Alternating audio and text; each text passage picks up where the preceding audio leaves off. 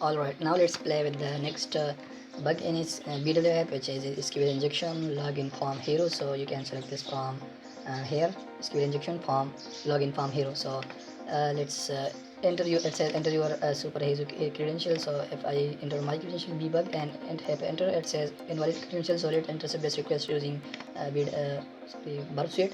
So if I hit enter, we got that request. Let's send this to repeater to play with this. Now let's change the values to see what result we are getting. So we are sending post request to this sqli_3.php file, and here we got the parameters. So let's change these parameters to see what result we are getting. So in the body, in the parameters, here we got login and password. So let's change the login so to see what result we are getting. So we are sending post request, so we don't need to send URL encoded values. So let's change this to, it should be B, but let's add a quote right here to see if this gives any error. So as you can see, we got 500 internal server errors. So this seems to be we can inject some malicious code. So let's try to do something with this.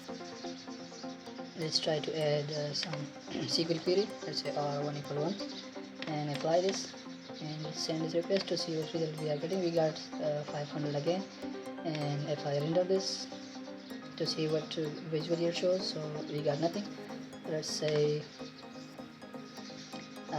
string 1 = 1. Let's apply that and send this request, and we still got 500. Let's URL encode this to see if this makes any sense. Let's apply this, and we got URL encoded values. So if I send this, we still got 500. This seems to not work. So let's do something else.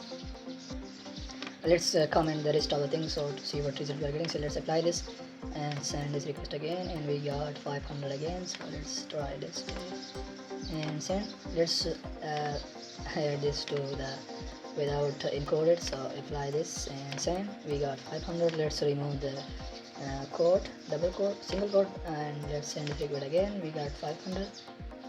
So let's add, as you can see here, they are just like close together. So let's add a space here and send request, and yes, we got 200. So this seems to be interesting. Let's render the page to see what result we are getting. Yes, here we go. We got, hey, welcome, you are, how are you today? And your secret is, oh, why didn't I took that black image?